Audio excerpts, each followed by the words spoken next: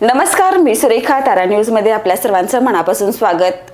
सध्या महापालिका निवडणुकीची रणधुमाळी सुरू आहे आणि या निवडणुकीत एक वेगळी आणि लक्षवेधी उमेदवारी समोर आली आहे.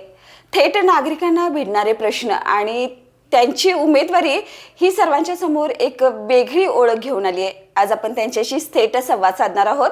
आज आपल्या सोबत आहेत शिवानी गजबर. तर नमस्ते मॅडम, तारा न्यूजमध्ये तुमचं मनापासून स्वागत. खूप खूप धन्यवाद. तर तुमची सर्वात प्रथम तुमची राजश्री शाहू आघाडी आणि आम आदमी पार्टी यातून तुम्ही उमेदवार म्हणून निवडणुकीच्या रिंगणात उभारलात. तर अजेंडा नेमका काय असणार आहे? अजेंड्याचं जर आपण बोलायला गेला तर सर्वप्रथम एका राष्ट्रीय पक्षानं, ज्या पक्षाला राष्ट्रीय पक्षाचा दर्जा आहे अशा एका पक्षानं आम्हाला पहिल्यांदा स्वीकार केला. ही पहिली लढाई कुठेतरी या आपल्या शाहूंच्या पदस्पर्शानं पावन झालेल्या ह्या कोल्हापुरात एक इतिहास पहिलाच घडला आहे की एक उमेदवारी एक तृतीयपंथी घटक म्हणून आम्हाला या पक्षानं दिली. दुसरं असं की आज प्रत्येक पक्षाकडे आम्ही उमेदवारी मागण्यासाठी गेलो. सोयीस्करपणे आम्हीच राहू दे, आम्हाला डावललं त्याबद्दल वाईट नाही. त्यांच्या निष्ठावंत कार्यकर्त्यांचं काय झालं हे अख्खा महाराष्ट्र सध्या पाहतंय, तर त्याचंही आम्हाला हे नाही. पण कुठेतरी ज्या पद्धतीनं कागलची निवडणूक लढवत असताना आम्हाला डावललं गेलं, निदान आम्हाला वाटलं की तिथला आमचा एकंदरीत संघर्ष पाहून आणि जनसमर्थन पाहून कोल्हापुरात काहीतरी नवीन घडवण्याच्या दृष्टिकोनातून हे राजकीय पक्ष समोर येतील. तिथंही आम्हाला त्या लोकांनी म्हणजे थोडक्यात समजलं की हे लोक काय करणार आहेत. तर ह्या सगळ्यांचं हे पाहता आम्ही असं एक विजन मिशन ठेवलं की ठीक आहे, आपण काही तर राजकीय महत्वाकांक्षा ठेवून यामध्ये उतरत नाही आहोत. जो काही मला प्रशासनिक अनुभव आहे तो पूर्ण कोल्हापूरच्या जनतेला माहिती आहे, कारण वेळोवेळी मी वृत्तपत्रातून असेल, प्रिंट माध्यम असेल, प्रसार माध्यमं असतील, त्या माध्यमातून कायम ही शिवानी प्रत्येकांच्या हक्क अधिकारासाठी लढलेली आहे. मंत्रालयीन स्तरावर मी काम करते. जवळजवळ महिन्यातून 8 दिवस मी मुंबईला असते, मंत्रालयात जाते, म्हणजे कामांचा पाठपुरावा करत असते सातत्याने त्या माध्यमातून. आणि एकंदरीत कोल्हापूर जिल्ह्यामध्ये सुद्धा प्रशासकीय स्तरावर जसं की आपण पाहिलं तर नुकत्याच झालेल्या लोकसभा विधानसभा निवडणुकीच्या वेळी स्वतंत्र रांग तृतीयपंथीयांना करावी किंवा प्रथम प्राधान्य देण्यात यावं यासाठी आम्ही जिल्हाधिकाऱ्यांना निवेदन दिलं. का याचा फायदा हा झाला की कुठं आमचं 40% 30% जे मतदान होतं जवळपास 80 ते 90%, 99%च्या घरात आमचं मतदान दोन्ही निवडणुकीत गेलं. म्हणजे जर एक फक्त प्राधान्याची गोष्ट जर आम्ही या ठिकाणी केली तर इतका फरक या समाजामध्ये पडतो. तर मग आम्ही विचार केला का नाही आम्ही लोकांनी उभा राहावं. आज आम्हाला आई वडील नाहीत, कोणीही मित्रपरिवार नाही.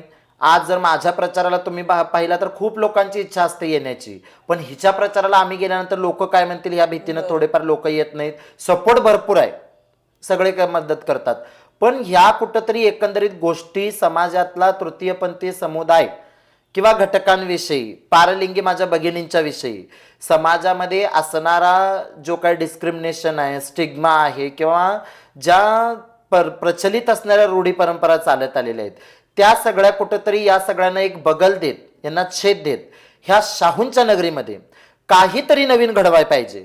आणि ज्याप्रमाणे मांगल्याचं प्रत्येक आम्हा लोकांना हे लोक म्हणजे सर्व जनता मानते आणि शुभ कार्याच्या प्रसंगी आम्हा लोकांना बोलवून आमच्या हस्ते उद्घाटन केलं जातं, तर कुठेतरी गेल्या 5 वर्षापासून रखडलेली ही महानगरपालिकेची निवडणूक आणि ही नवीन प्रभाग रचना या माध्यमातून कुठंतरी ही महानगरपालिका सगळ्यांसाठी नवीन आहे.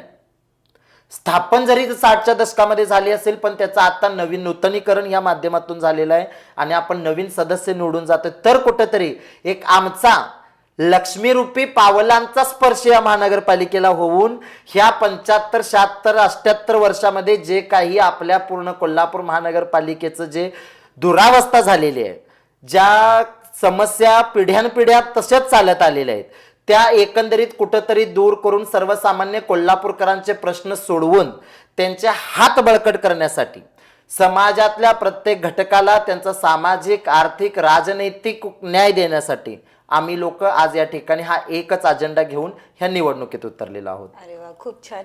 तर तुम्ही आता प्रभाग क्रमांक 20 मधून आम आदमी पार्टीच्या तर्फे उमेदवारी जाहीर केली, तर त्या प्रभागात नेमक्या समस्या कोणत्या आहेत आणि निवडून आल्यानंतर पहिल्या 100 दिवसात तुमचा अजेंडा काय असणार आहे?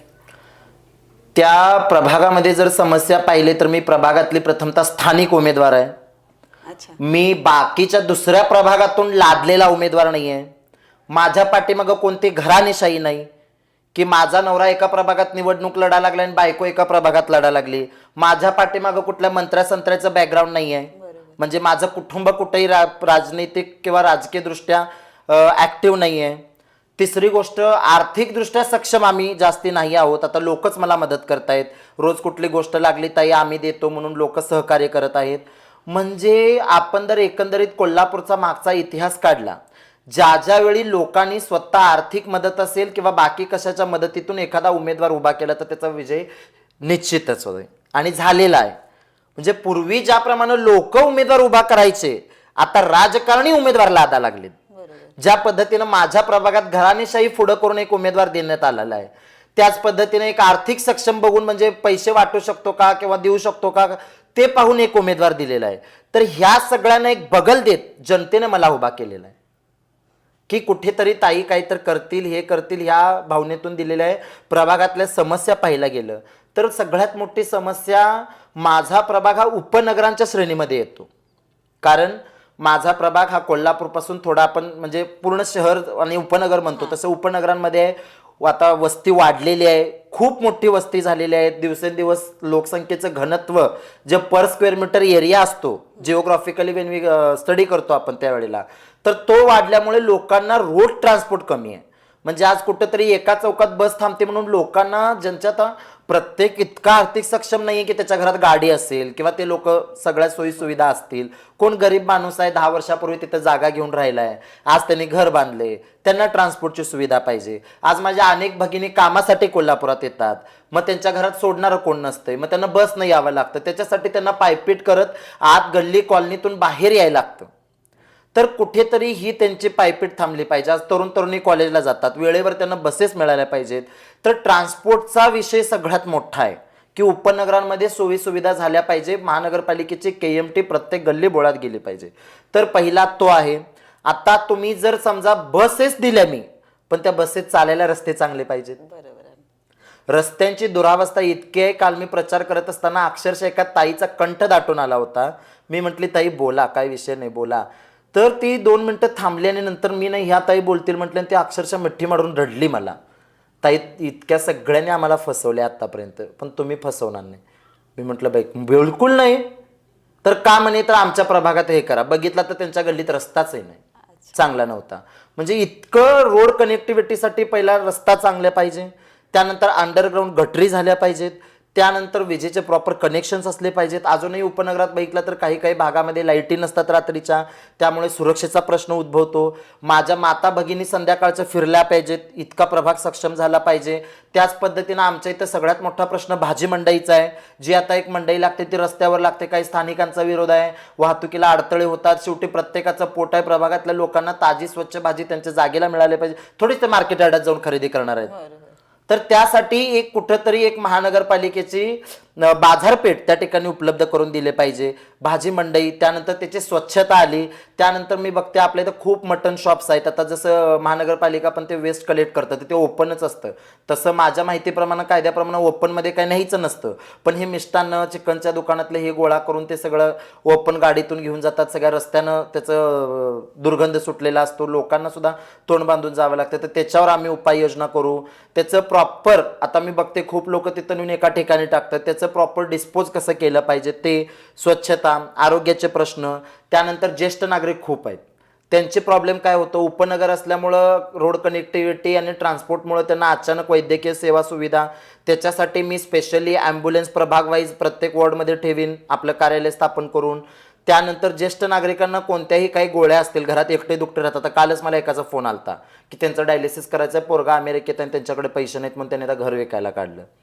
तर अशा लोकांना कुठंतरी सपोर्ट करण्यासाठी एक माझी 24 तास टीम कार्यरत असेल. ती त्यांना औषध गोळ्यांचा आमच्याकडे एक आम्ही डिजिटली डेटा बनवू. ज्या घरामध्ये ज्यांच्या सक्षम नाहीत किंवा ते जाऊ शकत नाहीत, औषध गोळ्या आणू शकत नाही, अशा लोकांना आम्ही घरपोच त्या सुविधा देऊ. त्यानंतर आज डॉक्युमेंटेशनचा प्रॉब्लेम आहे. आज माझ्या प्रभागातील खूप लोक सगळे अशीच नाहीत की शिकलेले आहेत, थोडा प्रभाग शिकलेला आहे, तर त्या लोकांना बँकेत साधा फॉर्म भरायचं कळत नाही. माझ्यासमोर परवा एक जण 1 तास उभी होती की कोण भरून देणार, मला बोलली मग मी भरून दिला. तर तशा लोकांच्यासाठी आपण एक वन स्टॉप सेंटर चालू करतोय, ज्या माध्यमातून त्यांचे सगळे बँक अकाउंट्स काढायचे असतील, कुठले शासकीय योजनांचे कागद काढायचे असतील, कागदपत्र, महाई सेवा केंद्र, सगळं आपण त्यांना घरपोच देऊ. त्यांनी यायचं, आपली नोंदणी करायची, प्रत्येक गोष्ट त्यांना घरपोच मिळणार. हे आश्वासनं नाही. आम आदमी पक्षानं ह्या सगळ्या गोष्टी दिल्लीमध्ये करून दाखवलेत. त्यामुळे कोल्हापुरात आम्ही नक्कीच करणार. आणि माझं विजन हे आहे की पहिला नेता सुशिक्षित असेल तर सगळ्या गोष्टी घडतात. आज मला संविधान माहिती आहे, कॉन्स्टिट्यूशनल नॉलेज आहे, मी MS MSW मास्टर्स आहे त्याच्यामुळं, त्यानंतरनं माझा आत्तापर्यंत प्रशासकीय अनुभव आहे, त्या माध्यमातून मला एक्सपिरियन्स आहे की प्रशासन कसं चालतं, काय काम केलं पाहिजे डॉक्युमेंटली. आत्ताही 2 दिवसात आम्ही एक धप्पा देणारच आहोत प्रभागात. तर त्या माध्यमातून मी उमेदवार म्हणून लोकांना काय देऊ शकते ह्याच्यापेक्षा लोकांच्या काय अपेक्षा आहेत याच्यावर काम करणारी मी बाई आहे. हा सगळा एकंदरीत प्रभागाचा विकास करत असताना शाश्वत विकास, सस्टेनेबल डेव्हलपमेंट म्हणजे काय, निसर्गाची कोणतीही हानी होऊ नये, कोणत्याही जनमानसाचं कोणतं नुकसान होऊ नये, नाहीतर दिल्लीत सरकार आल्यानंतर घरं पाडायला चालू केलीत तसं काय भागात होऊ नये, सगळ्यांचा विचार करून तो विकास झाला पाहिजे. त्याचबरोबर हा विकास करत असताना प्रभागातल्या लोक त्या विकासासोबत अनुरूप झाले पाहिजेत. म्हणजे मी आज टॉयलेट्स करायचा विचार करते, आज मी बघते पुरुष कुठेही जाऊन उभा राहतात मूत्रविसर्जनसाठी. ते कमी करायसाठी भागात प्रत्येक चौकाच्या ठिकाणी टॉयलेट्स, म्हणजे ज्याच्याकडून ते वॉश होतील, त्याचं आम्ही काहीतरी हे करू की ते कसे क्लीन राहतील. कारण आपल्या इथं सगळ्यात मोठा प्रॉब्लेम आहे की करतो आपण पण त्याचा फॉलोअप नसतो. 4 दिवस नव्याच्या 9 दिवस उद्घाटन केलं की परत पुढच्या वर्षी बघितलं ते दिसत पण नाही. तर त्या माध्यमातून त्याचा प्रॉपर फॉलोअप घेऊन ते सोयीसुविधा माझ्या भगिनींसाठी पहिला, कारण स्त्रियांना शौचालय आहे का हो कोल्हापुरात? पुरुष मुतारे सगळीकडे आहेत, स्त्रियांच्या आहेत का? तर पहिला माझा प्रभाग असा असेल की जिथं स्त्रियांसाठी प्रत्येक चौकात, गल्ली बोळामध्ये तर ॲटलिस्ट एक तरी शौचालय असणार आहे, ते मी करणार आहे. दुसरी गोष्ट, पोलीस चौकीचा एक तिथं प्रॉब्लेम आहे. उपनगर असल्यामुळं खूप लोकांना खाली जावं लागतं, कंप्लीट करावी लागते. तर त्या सर्कलमध्ये एक पोलीस चौकी असावी त्या भागातले प्रश्न सोडवण्यासाठी.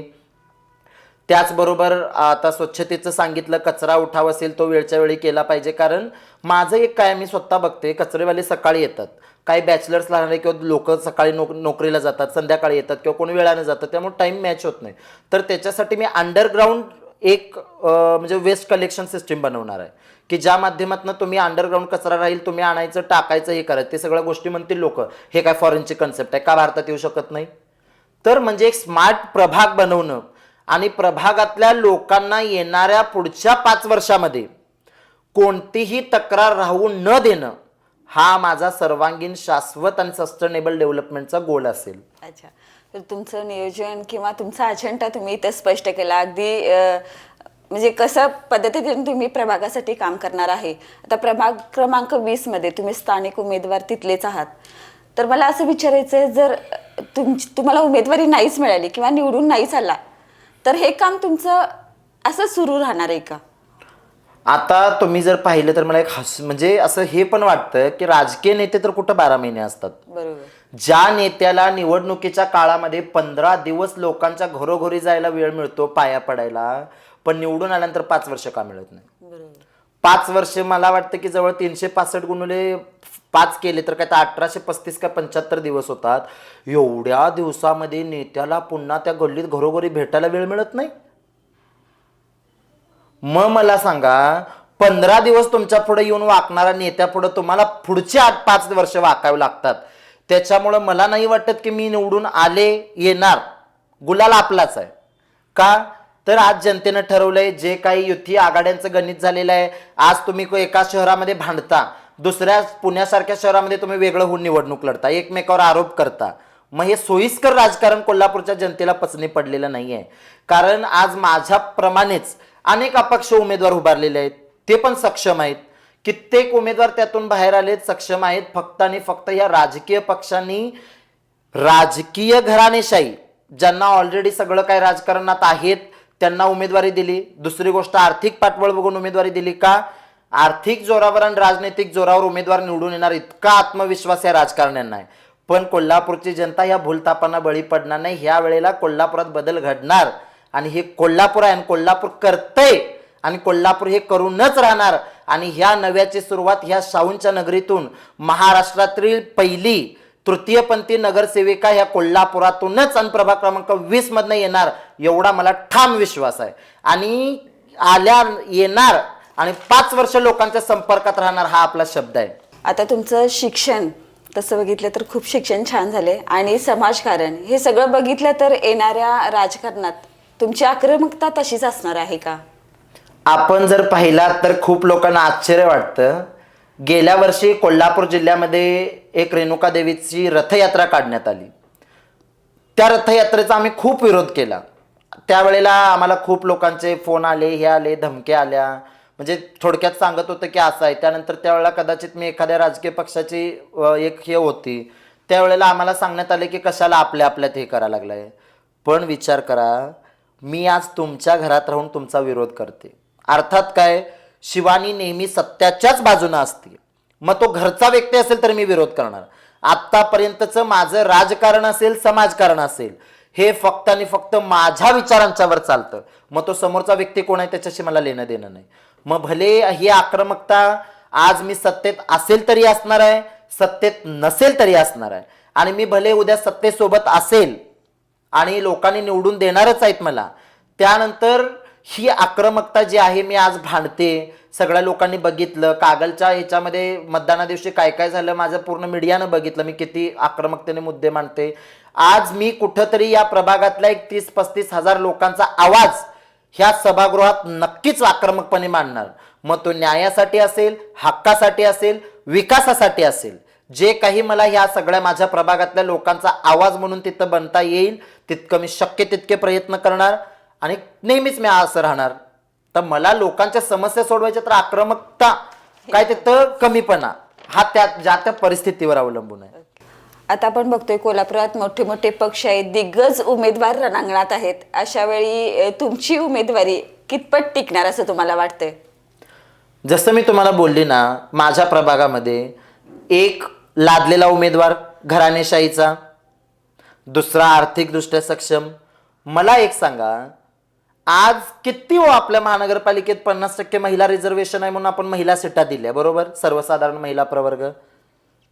किती त्यातल्या माझ्या भगिनी स्वतःहून राजकारणात आलेत की त्यांना इच्छा होती मला समाजकारण करायचं आहे म्हणून, की मला राजकारण करायचं आहे. आहेत का? कुठेतरी नवऱ्यांना त्यांची महत्वाकांक्षा पूर्तीसाठी, त्यांची जी राजकीय इच्छाशक्तीची महत्वाकांक्षा आहे, कुठेतरी तिथं एक आरक्षण पडलेलं आहे महिलेचं. त्याच्यामुळे आपली उमेदवारी डावलली गेलेली आहे, पण ते आपल्याच घरात राहिली पाहिजे म्हणून लोकांनी माझ्या भगिनींना पुढं केलेलं आहे. ह्या भगिनींना पुढं केलं. मग मला सांगा, दादाचे कार्यकर्ते, मतदान वहिनीला, मग त्या दोन्हीचं कॉम्बिनेशन मी बरी आहे. दादा वहिनीची गरजच नाही. माझ्या दादाचं पण सामर्थ्य आणि वहिनीची पण ती सिंपती दोन्ही पण आहे. वहिनी म्हणायचं तर ते पण म्हणू शकता, दादा म्हटलं तर ती पण ताकद आहे. मग दोन्हीचं कॉम्बिनेशन देऊन टाका एकदाच. घराणेशाही पण नको आणि आर्थिक सक्षम पण नको. आता असं विचारायचं की आता तुम्ही विषय काढला तर एका घरात 2-2 तिकीट्स दिलेले आहेत, उमेदवार 2-2 एका घरातून उभारलेत, याविषयी तुमचं काय मत आहे? एका घरात 2 उमेदवारी दिल्या, मला खूप तेच वाईट वाटतं की खरं तर ह्या राजकीय पक्षांनी सध्या ज्या वेळेला त्यांचा प्रचार करतील, आमच्या खरंच महात्म्यांचे, संतांचे, महान थोर व्यक्तींचे फोटो लावू नयेत. कारण तो नैतिक अधिकार त्यांच्याकडे राहिलेला नाही. गेल्या 2-2.5 वर्षातलं महाराष्ट्रातलं राजकारण असेल, आता सध्याचं राजकारण असेल, प्रत्येक जण सोयीस्करपणे राजकारण करायला लागलाय. म्हणजे काय, मला कुठं सत्ता मिळेल, मला मलिदा मिळेल तिथं मी जाणार, ह्या दृष्टिकोनातनं पक्ष बदलले. आज कार्यकर्त्यांनी छाती ठोकून मला सांगावं कोल्हापूरच्या की माझा नेता ह्याच पक्षात राहणार आहे. कुणाला विश्वास? मग त्यातला एक वंचित घटक म्हणून जे संविधानातला article 14, 19, 15, 21 right to equality, right to डिग्निटीचं जे मिळाले, त्या माध्यमातून आम्ही कुठंतरी या लोकांकडे उमेदवारी मागायला गेलो, आम्हाला दिली नाही. एक उमेदवारी तुम्ही समाजातल्या वंचित शोषित या घटकाला देऊ शकला नाही, तुम्ही लोकांचं काय कल्याण करणार आहे? एका घरात तुम्ही 2 उमेदवारी दिल्या, कित्येक राजकीय घरांनी पाहून तुम्ही उमेदवारी दिल्या. अहो, लोक त्यांना एवढं वर्ष निवडून दिल्यात, स्वतःच्या घराच्या दारातला रस्ता त्यांना करायचा झाला नाही. प्रशासक कादंबरी बलकवडे मॅडम आल्यानंतर त्यांच्या दारातला रस्ता झाला. अशा घराण्यातनी तुम्ही 2-2 उमेदवारी दिली, ती लोक काय जनतेसाठी करणार आहेत? आणि तुम्हाला खरंच जनतेचं कार्य करायचं असतं तर तुम्ही एक तिकीट घेऊन समाधान मांडलं असतं की आमच्या घरात एक तिकीट मिळाले, बाद झालं, कुठला तरी सामान्य कार्यकर्ता लढून मोठा होऊ दे म्हणून. म्हणजे राजकीय महत्वाकांक्षा या राजघराण्यांची एवढी वाढलेली आहे कोल्हापुरात की त्यांना एवढा आत्मविश्वास आहे की आम्ही उमेदवारी घेतली, आमच्या घराचं नाव एवढ्या वर्षाचं आहे, आम्ही 100% निवडून येणार. पण हे आता चालणार नाही. कोल्हापूरची जनता सुज्ञ झालेली आहे, लोक चांगलं आहे, लोकांना राजकारण कळतंय, राजकारण्यापेक्षा राजकारण लोकांना चांगलं कळतंय. त्याच्यामुळे हे बदल घडतोय आणि कोल्हापुरात प्रभाग क्रमांक 20 ड प्रवर्गात हा बदल घडणार आणि घराणेशाही गाडणार आणि झाडू फिरणार. आता तुमचं सगळं बोलणं ऐकल्यानंतर असं वाटतं की खरंच बोलण्यात काहीतरी ताकद आहे. तर बरेच जण म्हणतात की तुमची ही उमेदवारी भावनिक आहे. तर मला असं विचारायचं आहे, ही भावनिक उमेदवारी जनता स्वीकारेल का, किंवा ही निवडून येण्याची शक्यता कमी आहे, या टीकेला तुम्ही काय उत्तर द्याल? आता लोक आमच्यावर, काल मला एक कीव येते बुद्धीची एका व्यक्तीच्या. काल आमचं एक जय महाराष्ट्र न्यूज चॅनलवरती चर्चासत्र होतं, मी गेली होती महावीर गार्डनला. तर त्या समोरच्या व्यक्तीनं म्हटला की ह्या लोकांना आम्ही सगळं दिलंय, ही लोक बोर्ड दिला की हात धरतात. बरोबर. मला एक गोष्ट सांगा, ज्या राजकीय पक्षाच्या लोकांची विचारसरणी या मेंटॅलिटीची आहे की हात दिल्यानंतर बोट धरता, ती लोक उद्या जनतेला निवडून दिल्यावर का म्हणणार नाही काही तर आम्ही 2 दिवस आधी तुमच्या घरात दिलं म्हणून निवडून दिला. आज आमच्यासारख्या वंचित शोषित घटकाला म्हणतात हात दिलं बोट, अजून आम्हाला अधिकार मिळाला नाही. कल्याणकारी महामंडळाची मी सहअध्यक्ष आहे पुणे विभागाची. गेले वर्ष झालं आम्ही मागं लागलोय, आम्हाला निधी द्या, निधी द्या, निधी द्या. परवा दिवशी त्याचं परिपत्रक काढून पुणे विभागीय समाज कल्याण आयुक्तांनी मंत्रालयात पाठवलं. ह्या वर्षी आम्हाला सरकारने 1 रुपयाचा निधी तृतीयपंथी घटकांना दिला नाही. मग मला एक गोष्ट सांगा, उद्या तुम्ही जर आत्ताच उपकाराची भाषा करता आमच्यासारख्या लोकांसोबत, जनतेचं काय ह्याने कल्याण करणार आहेत? आणि भावनिक वातावरण म्हणायला मी कुठेही सांगितलं नाही मी तृतीयपंथीय आहे किंवा मी ट्रान्सजेंडर आहे म्हणून मला निवडून द्या. मी सर्वसामान्य उमेदवार, सर्वसामान्यांप्रमाणे तुमच्यातली एक. तुम्ही जर माझं आता मी जे काय पॉम्पलेट छापलंय, जे काय आता मी माझे सगळं वाटप करते परिपत्रकांचं त्या किंवा माझ्या सगळ्या छापलेल्या पॉम्पलेटचं, तर त्याच्यात मी स्पष्ट लिहिले पहिली गोष्ट की मी तृतीयपंथी म्हणून वेगळी नाही, मी तुमच्यातलीच एक आहे. अहो त्यात लिहिलेले एक एक शब्द माझे आहेत. रात्री 2-2, 3-3 वाजेपर्यंत बसून मी स्वतः टाईप केलेला आहे त्या गोष्टी. मी माझ्याकडे कुठलेही PA नाही, माझ्याकडे कुठलीही टीम नाही की बाबा त्यांनी मला करून देतील मग मी लिहीन. मी स्वतः बसून मी स्वतःच्या अभ्यासात ज्ञानातलं त्यातला एक एक शब्द, एक एक लाईन मी गुंफलेले. ही शब्दांचे अक्षरमाला मी तयार केलेली आहे. त्यामध्ये मी पहिलं वाक्य लिहिले की मी फक्त आणि फक्त काय तृतीयपंथी उमेदवार म्हणून नव्हे, तुमच्यातली एक म्हणजे सर्वसामान्य घटक म्हणून मी यात उभारलेली आहे. दुसरी गोष्ट, इथं कुठेही मी म्हणत नाही की मी सहानुभूती मला दाखवा, मी बाकीच्या कॅन्डिडेट सारखीच निवडणूक लढत आहे, बाकीच्यांसारखंच मी सगळं करते, त्यांच्यासारखाच मी प्रचार करते. मी कुठं स्वतःला म्हटले का मी स्पेशल आहे म्हणून?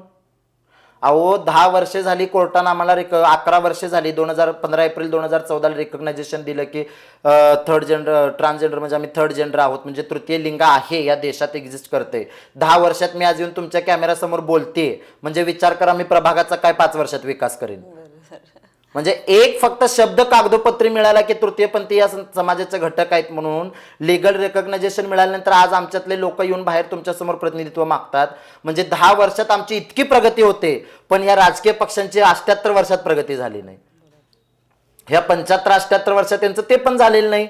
म्हणजे अजून ते संकुचित मानसिकता ह्या राजकीय पक्षांची की ह्यांना आम्ही कशी उमेदवारी द्यायची, लोक काय म्हणतील. अरे लोक काय म्हणतील त्याच्या आधी लोकांनीच सांगितलंय तुम्ही उभा राहा म्हणून. मग प्रभागात मला भीती कशाची? त्याच्यामुळे मला वाटत नाही भावनिक वगैरे काही नाही. लोकांनी मला सर्वसामान्य उमेदवारच समजलेला आहे. त्यांना यंदा घराणेशाही नको आहे, त्यांना आर्थिकदृष्ट्या सक्षम असणारा उमेदवार म्हणजे फक्त पैसे वाटून निवडून येणारा नको आहे. त्यांना सर्वसामान्य त्यांच्यातलाच एक व्यक्ती देवाचा माणूस आहे, खोटं बोलणार नाही, आम्हाला फसवणार नाही, आम्हाला गंडवणार नाही, बाकीच्यांसारखं पैसे खाणार नाही, हे लोकांना चांगलं माहिती आहे. आणि हे माझे वाक्य नाहीत, प्रभागातल्या लोकांचे वाक्य आहेत. त्याच्यामुळे मला विश्वास आहे की लोक मला निवडून देतील. आता माझ्या लिंग ओळखीचा आणि त्याचा काही संबंधच नाही. आता आपण बघतोय की दिवसेदिवस राजकारण बदलतंय. हा पक्ष बोलतो की मी एवढा निधी आणलाय, हा पक्ष बोलतो की मी एवढी विकास कामं केलेत. आजची तरुण पिढी विचारते की या बाबतीत शिवानीचं मत काय आहे आणि शिवानी काय करणार आहे, तर तुम्ही काय सांगाल? एकंदरीत सध्याच्या निवडणूक पाहता कागलच्या निवडणुकीपासून तर सगळ्या युवा पिढीचं लक्ष तेव्हा शिवानीच्या भूमिकेकडेच असतं की ह्या नेमकं काय बोलतील. तर मी तेच सांगते की ह्या राजकीय पक्षांची मला कीव ह्यासाठी येते की सत्ताधारी आज जे आहेत ते काय म्हणतात की सत्ताधारी म्हणजे राज्यातले सत्ताधारी, महानगरपालिकेतले नव्हे, तर ते काय म्हणतात माहिती आहे का की आम्ही कोल्हापूरचा लय चांगला विकास करू, 100 कोटी आणले, पॅचवर्क मारा लागलेत. ते पॅचवर्क 5 वर्ष लक्षात आलं नाही की रस्त्याला खड्डे आहेत म्हणून, निवडणूक आल्यानंतर लक्षात आलं. त्यानंतर मला सांगा, कोरोनापासून जे 5 वर्ष निवडणूक लागायची होती, कोणाचं सरकार होतं? प्रशासकच होता ना 5 वर्ष. प्रशासक होता महानगरपालिकेत म्हटल्यानंतरनं राज्य सरकार ह्यांचं मधले 2.5 वर्ष सोडून द्या. 2.5 वर्ष तुम्ही होता, त्याच्या मागं तुम्ही होता, मग तुम्ही का नाही भरभरून निधी असा वाटला नाही प्रशासकांना की जोपर्यंत नगरसेवक नाही तोवर कामं करून घ्या, पूर्ण कोल्हापूरचा विकास करून टाका, म्हणजे आपल्याला पुढच्या निवडणुकीत सांगता येईल की आम्ही हे केलं का? नाही केलं. त्यानंतर ज्यांची मागे महानगरपालिकेत सत्ता होती ते स्वतःच 2004 पासून आमदार आहेत. मला तर वाटतं त्यांच्यात जरी शिटा पडल्या तरी मागच्या दारानंतर आहेतच. मला टीका नाही करायची, ते लोकांचं सांगते मी बोलणं की प्रत्येक जण ज्याच्या त्याच्या हित आहे, आम्हाला कोणाची टीका पण करायची नाही, कोणाला समर्थन पण नाही, त्यांचं त्यांच्यासोबत.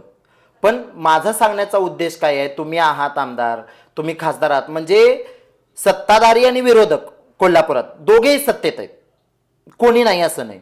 मग तुम्ही आत्ता रस्त्यावर येऊन लोकांना विचारता सकाळी what do you want from Kolhapur. मग मला सांगा, ज्यावेळेला तुम्ही सत्तेत 5 वर्ष होता तेव्हा का नाही विचारलं? तेव्हा का नाही घरोघरी गेला?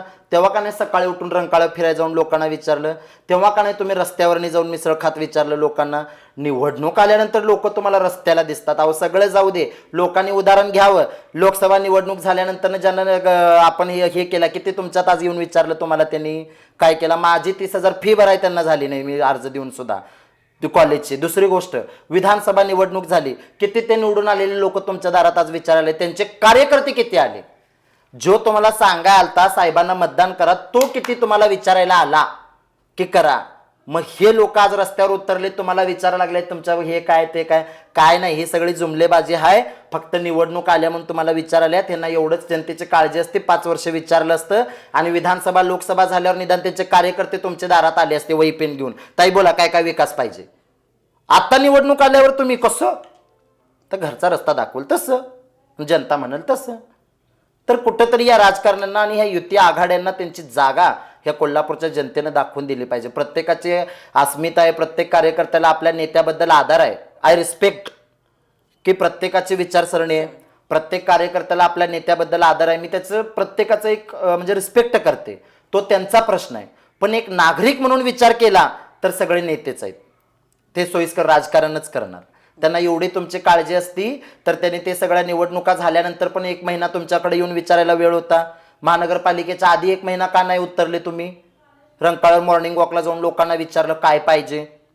कोल्हापूर डिझर्व बेटर म्हणतायत ना की कोल्हापूरला चांगलं मिळालं पाहिजे, कोल्हापूरला आम्ही चांगलं देऊ, सुरक्षित वातावरण देऊ, महिला देऊ. अरे बिघडवलं तुम्हीच, आणि आता तुम्ही म्हणाले आम्ही चांगलं देऊ. मग आधी का नाही केलं 5 वर्ष असताना तुमची सत्ता?